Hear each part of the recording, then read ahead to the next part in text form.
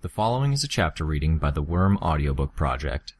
Please support the original author at parahumans.wordpress.com. Thank you, and enjoy. Arc 4, Chapter 11. Hey Taylor, wake up! A girl's voice. Taylor? A deeper, more adult voice. Come on, kiddo. You've done really well. I felt warm, fuzzy, like waking up in a warm bed on a cold day, all the covers in the right place, feeling totally rested, knowing you don't have to get up right away. Or like being 6 years old, having crawled into bed with Mom and Dad at some point during the night and waking up between them. I think she's gradually coming to. Give her a moment. Someone older, an old man maybe, unfamiliar. I was worried she wouldn't wake up, the deeper male voice said. Could have told you she wasn't in a coma, the girl replied. The same way you're absolutely 100% positive she doesn't have a serious brain injury? The old man asked. Because narcotics can camouflage the symptoms, and if we wait too long to take action on that, well... Nothing beyond what I described to you, the girl said, just a bit testily. Unless your equipment is faulty, I need correct information to work with, or I get false info. I assure you, my equipment may be limited, but it is in perfect working order. I tried opening my eyes, found everything too bright. Foggy, like I was looking at it from underwater, but my eyes were sandpaper dry. Something dark moved over my vision, made my eyelid flicker. Something else tickled my cheek. I tried to raise my hand to my face to brush at them, but my arms were at my sides, buried under sheets, and I didn't have the strength to move them. Hey, Sleepy, the deeper voice once more. I felt a large hand rest on my forehead.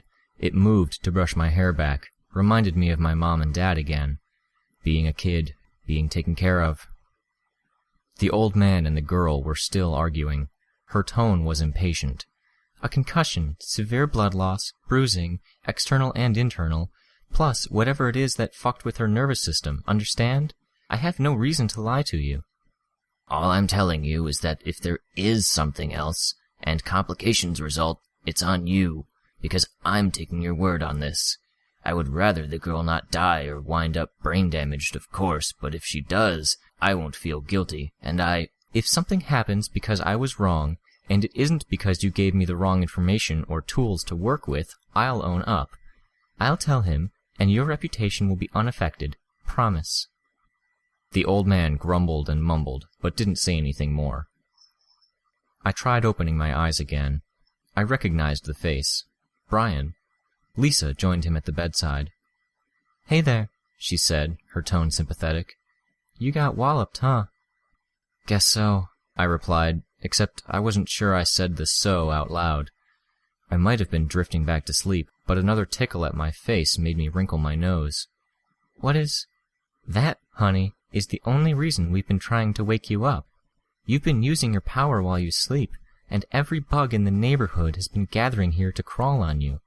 Not all at once, not all together, but they're adding up and someone's going to notice. Brian looked across the room. We've got the windows and doors sealed with saran wrap and tape, and they're still getting in. Can't take you anywhere like this, and the good doctor here needs to clear us out in case a real patient comes in. What I need is a sterile work environment, the old man groused. One that isn't ridden with cockroaches and... We're handling it, Lisa snapped at him. Then, in a softer voice, she said, Taylor, don't go to sleep. I was surprised to realize I was drifting off. Funny. I know the painkillers are nice. We gave you boatloads since you were really hurting, but we need you to send them away. The bugs.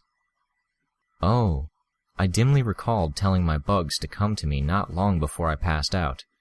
I guess I hadn't ever told them to stop. I guess blacking out had prevented me. I sent an instruction, then told her, Good as done. Something caught my attention. Interesting music. Music?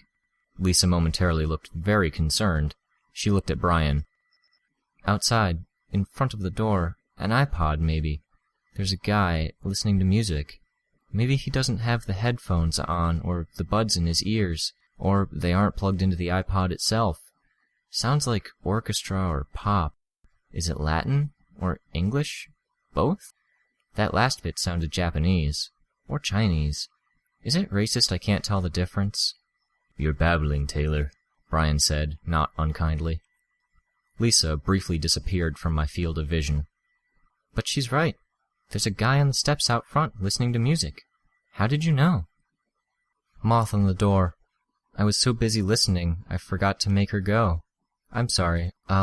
Shh. Relax. It's fine. Just send the bugs away and you can go back to sleep. We're handling everything, okay? It was okay. I drifted off. I was jostled from a dream. Careful. I am being careful. Stop being so twitchy. Just close the car door. I'm not being twitchy. You almost dropped her a few seconds ago. I swear, if you drop her on her head... I won't.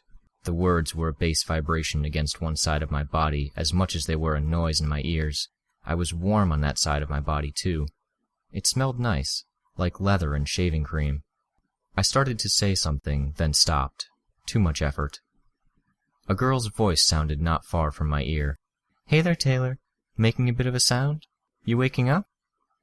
I shook my head and pressed my cheek harder against the warm body. She laughed. A knocking sound.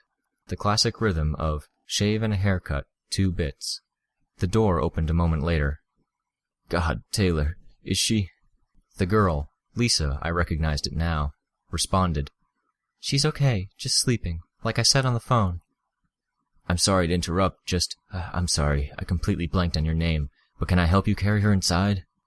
Actually, I'm all right, and I think I'd be more likely to drop her if we tried to adjust to a 2-person carry. The name's Brian. Brian, okay, thank you. If you could just bring her through here. After you called, I didn't know what to do with myself. I made up the sofa bed in case we couldn't get her upstairs, or if there was a wheelchair. I was thinking the worst. The couch is fantastic, Lisa said.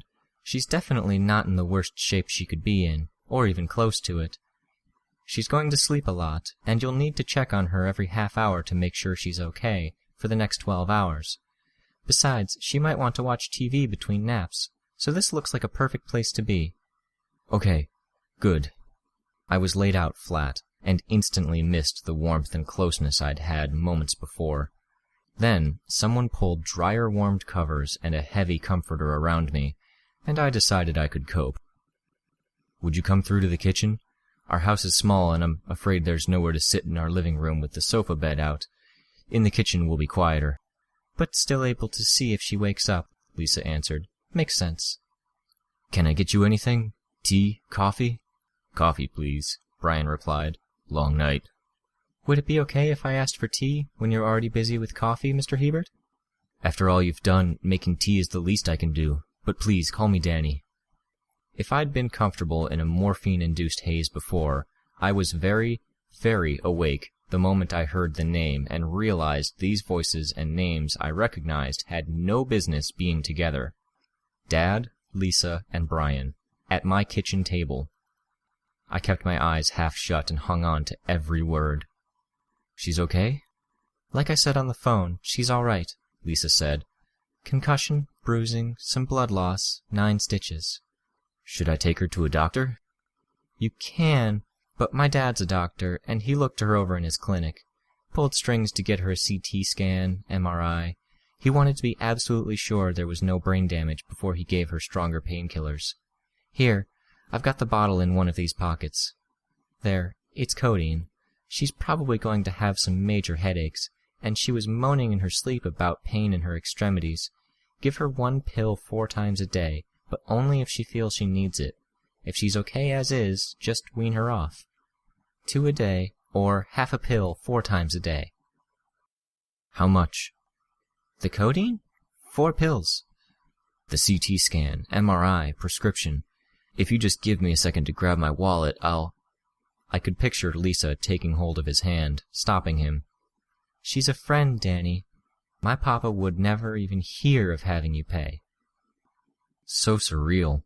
Hearing words like my dad's name or the word papa from Lisa's mouth.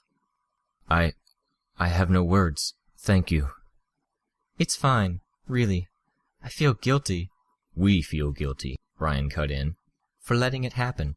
that Taylor got the brunt of it. And I'm sorry that we didn't call you sooner. We had to wait for Taylor to wake up and get coherent enough to give us your phone number." I was pretty sure I hadn't, which probably made this one of those creepy tattletale moments where she had been able to figure out something I wouldn't have guessed she could. That's all right. Your other friends are okay?" "Rachel's more scratched and bruised than Taylor, but she didn't get a concussion, and she's a tough girl. My guess is she's sleeping soundly at home, and she'll be up and about this afternoon. Alec, our other friend, passed out when it happened, woke up with a bad headache, but he's all right. We've been teasing him about how he fainted, and it's bugging it's bugging him, as if guys never faint." "And you two?" "A little worse for wear, but you could tell just by looking at us, obviously. Scrapes, bumps, bruises. I got burned, just a bit. No worse than a bad sunburn." "Not around your eyes, I see." Lisa laughed so naturally you'd never think twice about it. "Yeah, I was wearing sunglasses when it happened. It's that noticeable?" "Not so bad, and if it's like a sunburn, you'll be fine in a few days. Can you tell me more about what happened? On the phone, you said something about—" "A bomb. You've seen the news?" "Explosions across the city all night and all morning, yes. The incident at the PHQ, all started by one of the parahumans. I can't remember her name. It sounded Japanese." "Bakuda, right? Yeah, pretty sure that's it. We were cutting through the docks on our way back from the Lord Street Market, and I guess we were in the wrong place at the wrong time. 1 second, everything's normal, then disaster. Brian was carrying Taylor's bags while she retied her shoes, so she was a bit behind the rest of us when it happened. Brian and I stood up after the explosion, and Alec, Rachel, and Taylor didn't. Taylor was the scariest to see lying there, because you could see the blood right away." God. I opened my eyes to peek and saw my dad at the kitchen table, his face in his hands. I swallowed a fist-sized lump of guilt and shut my eyes again. Brian's voice. "I feel bad about it. I shouldn't have walked ahead of Taylor while she was tying her shoes, or—" "Brian, if you had been standing beside her, you would have wound up in the same shape as her, and you wouldn't have been able to carry her," Lisa objected. "It was my fault for suggesting we cut through the docks." "I have to ask," my dad started. "Why?" He trailed off, unable to find a good way to phrase it. "We normally wouldn't take a shortcut through that part of town," Lisa said. "But there were 5 of us, and, look at Brian. Would you want to mess with a big guy like him?" "Gee, thanks, Lise," Brian said. Then he and my dad laughed together. So surreal. I know it sounds strange," my dad spoke, hesitantly, "but even after you told me it was a bomb on the phone, I couldn't believe it. I thought maybe it was a mean prank, or Taylor had come across, "The bullies," Lisa finished my dad's sentence. "You know?" "She explained a lot of it, including what happened in January. All of us made it clear we'd help if she asked, however much or little she wanted." "I see. I'm glad that she found someone to talk to about it." Sympathetically, Lisa answered, "But you're disappointed that someone wasn't you." "If guilt caused you physical pain, I think that would have been like a shiv through my heart." My dad, inexplicably, laughed. "Well, aren't you eerily on target? Taylor did say you were smart." "She did she? That's nice to hear. What else did she say?" My dad laughed again. "I'll quit now, before I say something that she would rather I keep private. I think we both know she plays things close to the vest." "Too true." "There's homemade cookies in the jar there, still warm. After I got the couch ready, I didn't know what to do. I had to work out the anxiety somehow, so I baked. Make yourselves at home while I see to your tea and coffee." "Thank you, Danny," Lisa said. "I'm going to go to the living room and check on Taylor. Is that cool?" "Please do." "Just gonna grab a cookie first. Smells good." I shut my eyes and pretended to be sleeping. I could hear Brian talking to my dad in the other room, something about my dad's job. "So?" Lisa asked me in a quieter voice as she climbed onto the sofa bed to lie beside me. "Does the story pass muster?" I thought about it. "I don't like lying to my dad." "So we did the lying for you, unless you want to tell him the truth." "No, but I don't want you here. The mental brakes that should have stopped my lips from moving failed to keep the words from leaving my mouth. I closed my eyes, feeling the heat of a flush on my cheeks. I'm so sorry. That came out wrong. I'm grateful for what you did, what you're doing. You guys are awesome, and hanging out with you has been some of the most fun I've had in years. I'm so glad you're here, and I'd like nothing better to just kick back and unwind after all that, but... Lisa put a finger against my lips, silencing me. I know. You like to keep different parts of your life separate. I'm sorry, but there wasn't a way around it. You were hurt, and we couldn't keep you without your dad causing a stir. I lowered my eyes. Yeah. You're probably going to be a little wobbly for a few days. Your, brutal honesty just now was probably the concussion at work. It's going to influence your mood, maybe loosen your inhibitions as if you were a bit drunk. Your memory might be a little unreliable, you might be more disorganized, or you might have extreme mood swings, like crying jags. You might have a harder time reading social cues. You work on getting through all that. We'll shrug it off if you say something you normally wouldn't. Just try not to let anything private slip around your dad, so nothing slips. All of this should pass before too long. Okay. That last part was something of a relief. Brian joined us and sat on the corner of the bed opposite where Lisa was lying, by my feet. Your dad's an all-right guy, he told me. Reminds me a lot of you. I didn't know what to say to that, so I just said, thanks. Even after you've recovered most of the way, I think we'll go out of our way to stay out of hairy situations, at least for a little while, Lisa said. Brian nodded. I like that idea, I replied. So what really happened last night? She moved her head so she was sharing my pillow. Starting from when? From when Alec crashed the car. 1 second, everything's fine. The next, I can barely move, barely think. She was playing possum. I was busy looking after Alec, assuming you guys were watching her. At the same time, you and Brian, I guess, were assuming I'd keep an eye on her. While we weren't paying attention, she loaded her grenade launcher and shot you. It should have burned you, but I think your costume saved you there. Your costume couldn't do much to prevent the concussion, though. There was some secondary effect, where it did something to your nervous system, like being jabbed with a taser, but more about incapacitating you with unadulterated pain than knocking you out. I shivered. Just remembering what it had felt like made me twitch, like I was hearing nails on a blackboard. I was farther away, and I think your body shielded Brian, or maybe his power helped, because we didn't get hit half as hard. It was still enough to put the two of us down long enough for Bakuda to load and fire 2 rounds of that gluey string crap. Once that happened, we were pretty fucked, until you turned the tables. I stabbed her foot, I remembered. Cut off 2.5 of the toes on her left foot, one of which had a toe ring. Brian said you pushed the knife towards him as you passed out. He blacked out the area, managed to reach the knife, cut himself free, and then rescued the rest of us. And Bakuda? I whispered. One of 2 bits of bad news. She got away while Brian was getting free and helping us. Fuck, I said, a touch too loud. Brian sounded apologetic. You were in bad shape. I wasn't sure what had happened to Regent, and Lisa was a little feeble from the same blast that messed you up like it did. I could maybe have caught up to Bakuda, stopped her, but I decided making sure you guys were okay was more important. I nodded. I couldn't exactly argue with that. Lisa continued. I called the boss. He sent us to a doctor who has a reputation for being discreet and working with parahumans. Been doing it 20 years. We were worried about you. Sorry. Nothing to apologize for. Anyways, it all more or less worked out. The doc got the capsule out of Brian's nose, patched you up, gave Regent an IV. I sat and watched you while Brian went and got Rach, her dog, and the money.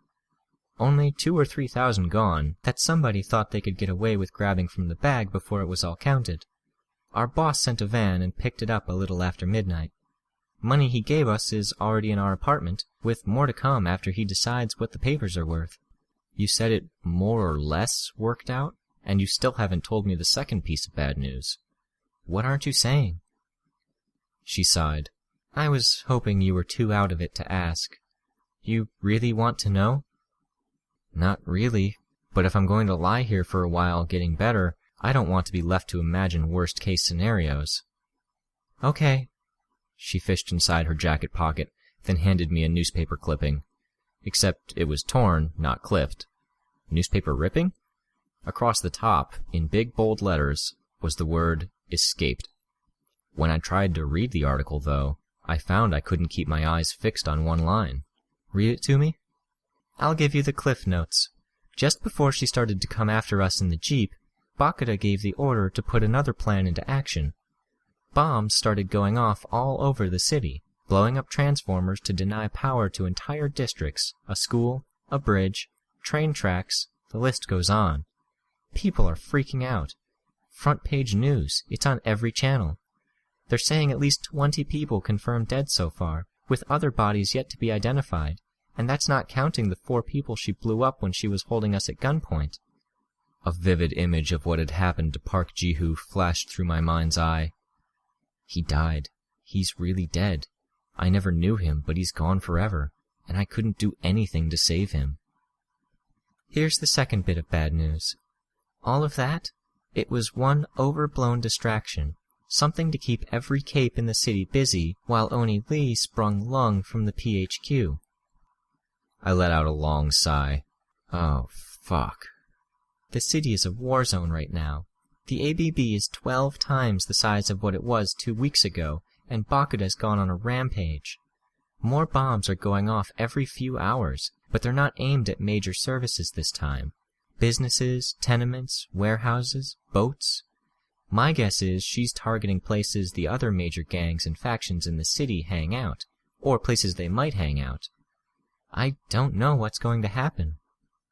You'd think having a third of her toes cut off would slow her down, if anything, Brian said. Lisa shook her head. She's in a manic phase. She'll burn out, if she hasn't already, and the explosions will stop in a matter of hours. With Lung reinstated as leader, though, that doesn't mean the ABB is going to lose any steam. Chances are he'll capitalize on the advantage Bakuda created for him.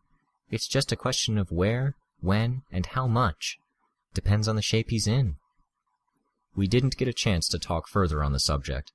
Tattletale raised a finger to her lips, and we shut up. A few seconds later, my dad walked into the living room holding a tray. He put it in my lap.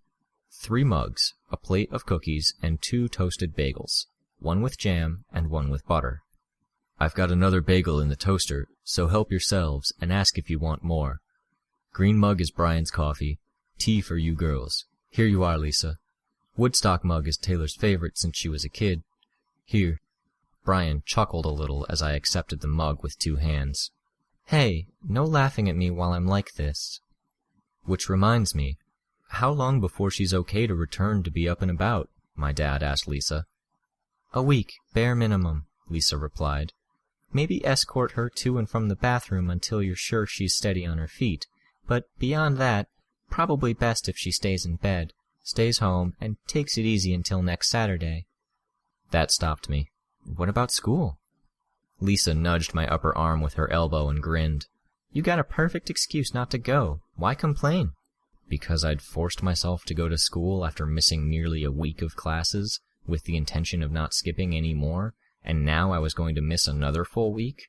I couldn't say that, especially not in front of my dad. Okay if we stay a bit? Lisa murmured in my ear the moment my dad left to get the 3rd bagel. Yeah, I admitted. The damage was done, so to speak. They were already here. I might as well make the best of it. I scooted over so Brian could sit on the bed, just to my left, and Lisa got up for a second to grab the remote. She found a movie that was only a few minutes in as she settled in on my right. I momentarily dozed off and woke to realize my head was resting on Brian's arm. Even after my eyes opened and I started focusing on the movie again, I left my head where it was. He didn't seem to mind. The 3 of us laughed at a series of jokes in the movie, and Lisa got the hiccups, which only made Brian and I laugh harder. I saw my dad puttering about in the kitchen, probably to keep an eye on me, and our eyes met. I gave a little wave, not moving my arm, just my hand, and smiled. The smile he gave me in return was maybe the first truly genuine one I'd seen on his face in a long time. The school thing? I'd worry about it later, if it meant I could live in the present like this.